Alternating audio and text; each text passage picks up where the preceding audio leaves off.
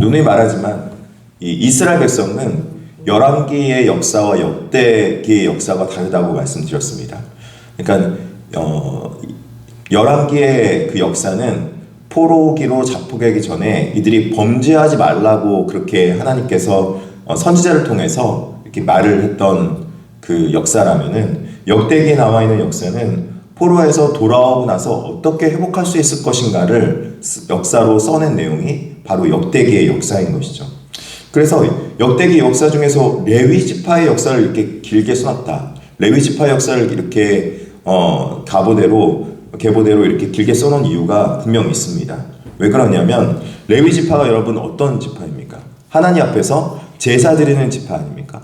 하나님 앞에서 제사 드리는 지파이기 때문에 이스라엘 백성들이 회복하려면 어떻게 회복해야 되면 제사를 드림으로 회복을 해야 되는데, 이 제사를 회복해야 된 레위 지파가 문제가 되면은, 레위 지파가 죄를 지으면은 누구를 통해서 제사 드리겠습니까?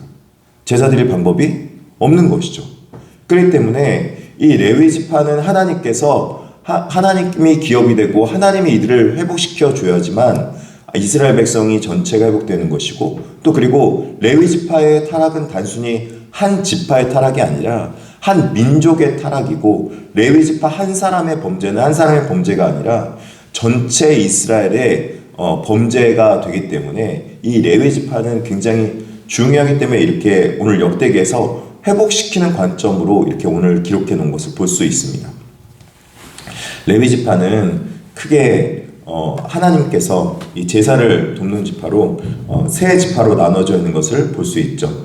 어떻게 나눠져 있냐면, 첫째는 게르손과 그앗과 무라리로 나뉘어져 있고, 또 그 중에서는 모세와 아론의 지파로 나눠지는 걸 볼 수 있습니다.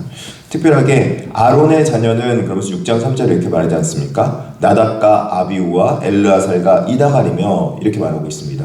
여러분, 아론과 모세와 미리암, 그리고 아론의 자녀라고 하는 것은 제사장 계보입니다. 이 제사장 계보를 갖고 있는 첫 번째 아론의 자녀가 여러분 어떠했는지 여러분 나답과 아비우에 대해서 여러분 잘 알고 있을 것입니다. 레위기에 보면 나답과 아비우가 어떤 행동을 했습니까? 하나님께서 명령하지 않은 다른 불을 드림으로 그 나답과 아비우가 하나님 앞에서 불이 하나님 앞에 나와서 그들을 불살라 버렸다고 여러분 기록된 것을 볼 수 있을 것입니다. 그런데 나답과 아비우가 원래 이렇게 범죄했으면 여러분 그 자손은 어떻게 됩니까? 그 자손은 다 도말되어야 되는 것이 맞습니다. 그리고 원래는 하나님 앞에 범죄하면은 출애굽기에도 3대가 벌을 받는다고 분명히 나와 있어요. 근데 믿지 않고 하나님 앞에 믿지 않는 자들은 1000대가 벌을 받게 돼 있고, 또 그렇죠? 근데 하나님 앞에서 그러면은 복을 받는 자들은 어떻게 나와 있어요? 1000대가 복을 받으려고 분명히 출애굽기에 나와 있죠. 기억이 잘 안 나실 텐데. 근데 어찌됐든지 중요한 건 하나님 앞에서 지금 범죄에서 기록되지 말고 도말돼야 될 그 자손들이 아론의 후손들의 제사장 가문으로 쓰임 받습니까? 안 쓰임 받습니까? 쓰임 받습니다.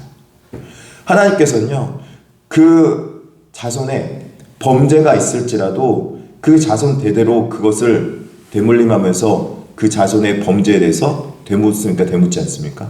되묻지 않고 그 가문을 다시 회복시키시고 하나님의 뜻을 이루어가는 걸 볼 수 있습니다. 그런데 여기서 중요한 내용이 있습니다. 여러분, 하나님께서 그 가문에 자손의 죄가 있더라도 그 가문을 왜 회복하실까요? 그 가문의 죄를 왜 회복시키고 돌이키실까요? 예? 그렇죠. 하나님께서는요, 그가 잘해서 회복시키는 것이 아니라 하나님께서는 이들을 통하여서 하나님의 백성을 살려야 됐기 때문에 이들을 하나님의 이름을 위해서 이들을 다시 회복시키시는 거예요. 이들에게 회복시키는 이유가 있다는 거예요. 이들에게 회복시키는 이유는 하나님께서 이들을 제사장 가문을 세워야지만 하나님의 백성으로 만들고 이들뿐만 아니라 이스라엘 백성 전체를 돌이키시기 때문이라는 걸 분명 말씀해주고 있는 거예요. 이들의 가문의 이름들이 다 여러분 어떤 자들인지 아실 것입니다. 아이둑은 사독을 낳고 사독은 아히마앗을 낳고 할 때 이 사독이 여러분 누구입니까? 다윗과 솔로몬 시대 때 유명한 제사장입니다. 사독 제사장. 그렇죠? 여러분 다른 이름을 다 모를지라도 사독이라는 이름은 여러분 들어보셨을 것입니다. 이 사독이야말로 진짜 이 아주 지혜로운 그 제사장 가문의 그 담당이었죠. 그리고 요하나는 아사를 낳고 이 아사랴는 솔로몬이 예루살렘에 세운 성전에서 제사장 직분을 행한 자이며 이렇게 말하면서 하나님께서 이 가문을 살려던 이유를 말씀해주고 있죠.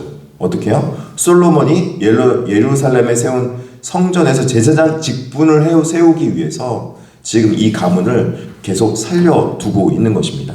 그 다음에 계속 쭉쭉쭉 나가면은 살룸과 힐기야, 아사랴, 여호사닥 이런 이름들은 대부분 많이 한 번씩 들어봤긴 했을 텐데 그래도 잘 모른다면은 이 6장 15절의 내용을 보면 알 수 있죠. 여호와께서 느부갓네살 손으로 유다와 예루살렘 백성을 옮기실 때 여호사닥도 어떻게 했다고요? 간이라. 그러니까 범죄했을 때 그들을 다시 회복시키고 돌이키기 위해서 여호사닥 제사장도 함께 가서 그들이 그곳에 가서 제사 드리며 살아갈 수 있도록 그 범죄한 그 상황에서도 하나님을 회복하는 회복의 통로는 열어놓으신 거예요. 근데 회복의 통로가 여러분 무엇입니까?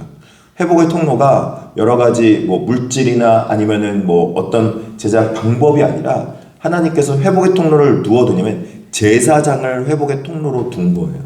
사람을 회복의 통로로 두셨다는 거예요.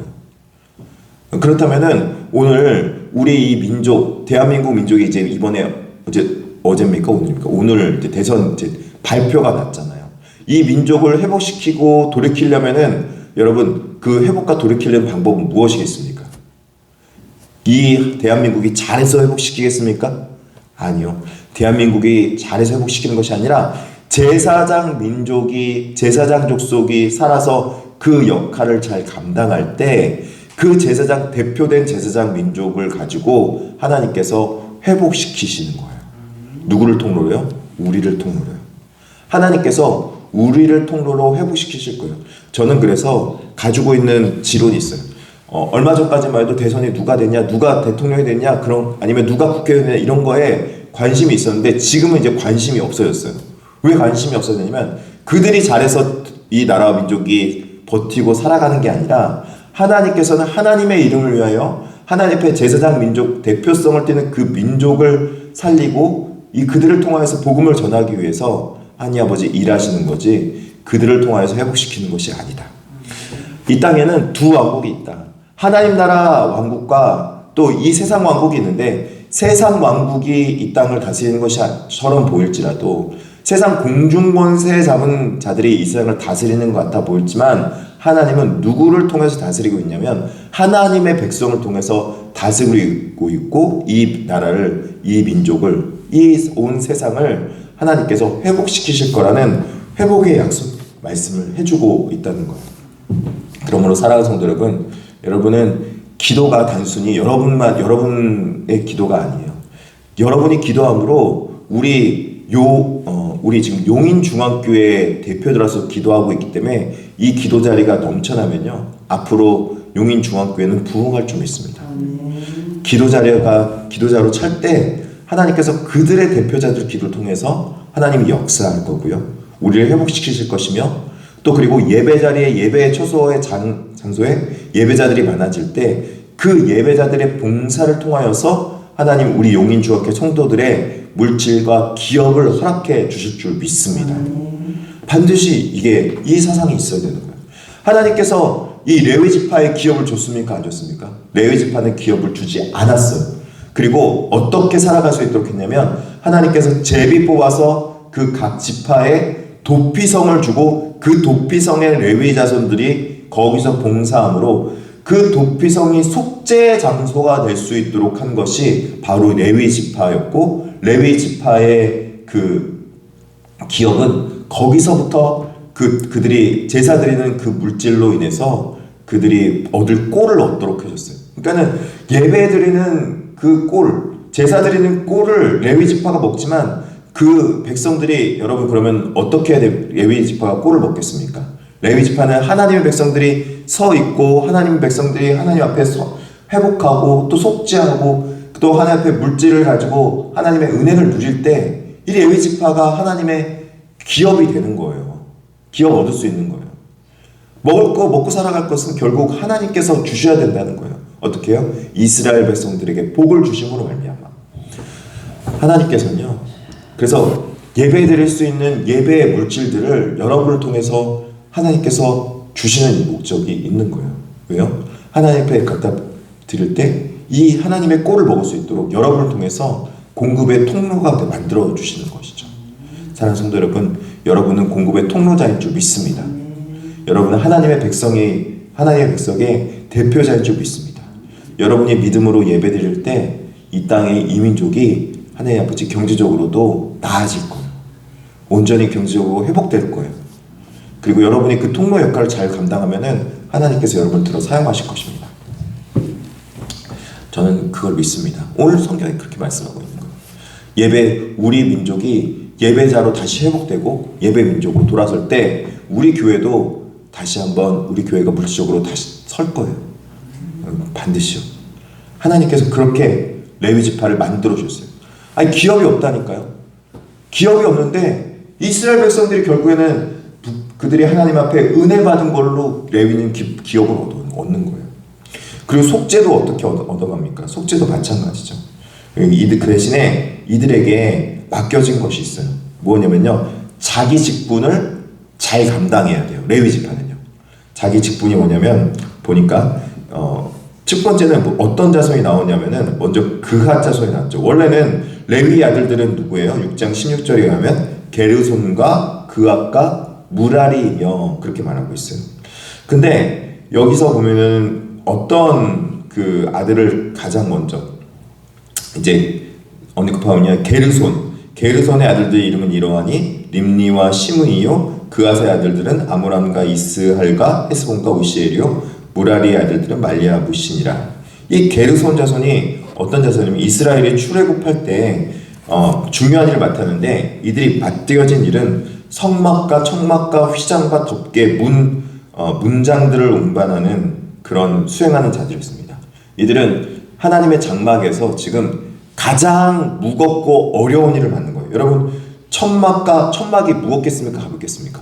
엄청 무거워요. 천막은. 들어보시면 알지만 그냥 이런 비닐이 아니에요. 천막은요, 가죽으로 만든 거예요. 가죽으로 만든 천막을, 성전 천막을 옮기려고 하니까 성전 천막이 얼마나 두껍고 무겁겠습니까? 우리가 들어보면 알잖아요. 가죽, 예를 들어서 바닥에 있는 카페트만 걷는다고 해도 바닥 카페트 2.5m 그것만 들어도 굉장히 무거워요. 근데 가죽으로 된 걸 듣는다고 하면은 엄청 무겁겠죠. 이들이 임무 수행을 감당하기 위해서 지금 하나님 앞에서 부름받은 자들입니다. 성막이 배치될 때 그 역할을 감당했다는 것이죠. 또 그핫 자손이 감당하는 것은 가장 거룩한 기구들, 언약궤와 등잔대와 제단과 성소의 기구들을 운반하는 역할을 했던 자손이 그핫 자손이었습니다. 예, 무라리 자손은 마찬가지죠. 무라리 자손도 여러분, 무라리 자손은 성막과 널판지 그리고 받침대, 그 성막이 있으면은 위에 덮는 것은 게르손이었고 그 내 기물은 그핫이었고 그 다음에 밑에 바닥에 까는 것은 무라리 자손이에요. 그러니까 이렇게 생각하면 돼요. 첫째가 게르손, 둘째가 그핫, 셋째가 무라리인데 위, 중간, 아래 이렇게 각자 물건들을 담당하면서 이렇게 날랐던 자들이다. 그런데 여러분, 그나마 제가 보기에는 가장 가벼웠던 것들이 어떤 것인가 생각해보면요, 그핫 자손이 아닐까 싶어요. 다 무겁고 어렵겠지만, 근데 그핫 자손이 이 자손 중에 그 한 명이 굉장히 안 좋은 인물로 구약에 기록된 걸 볼 수 있어요. 민수기에 보면 기록되어 있는 인물이죠. 누구입니까? 그핫 자손 중에 고라 자손입니다. 이 고라 하면은 여러분 생각나는 게 있죠. 민수기 16장에 고라 반역 사건으로 이스라엘 백성들이 얼마나 많이 죽었습니까? 고라가 반역한 것은 이것입니다. 하나님, 우리가 이렇게 열심히 일을 하고 있는데 왜 모세와 아론만 제사장직을 하면서 그들은 마치 우리보다 특별한 존재로 여김 받습니까? 하나님, 이게 말이 됩니까? 그러면서 고핫 자손들이 하나님 앞에 반항해버린 겁니다.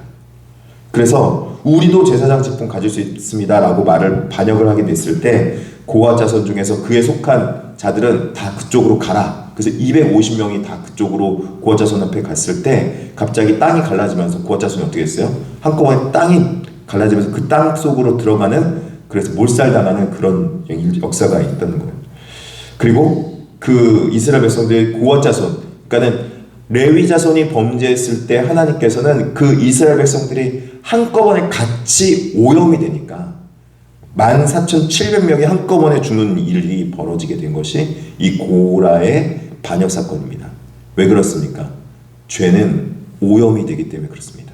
그런데 오염될 때 레위 자손의 죄의 오염은요 더 문제가 되는 거예요. 왜요? 대표자이기 때문에 찬송하고 하나님의 기물을 다루고 하나님 앞에 나오는 예배를 담당한, 제사를 담당하는 자들이 범죄하면은 그 영향력이 더 크다는 것을 고라 지파의 고라 반역 사건을 통해서 보여주고 있는 것이죠. 우리들이, 이 하나님의 백성들이 사실은 세상에서 다 거룩해야 되는데, 다 옳아야 되는데, 하나님의 백성이 하나님의 백성들께 살지 못할 때 괜히 기독교인이라고 더 대문자, 신문에 대문짝하게 나고요. 그리고 교회 사건들은 뭐 그냥 다른 사람 다 똑같이 해도 교회 사건은 그냥 미디어에 대서특필합니다. 여러분, 왜 그런 줄 아십니까?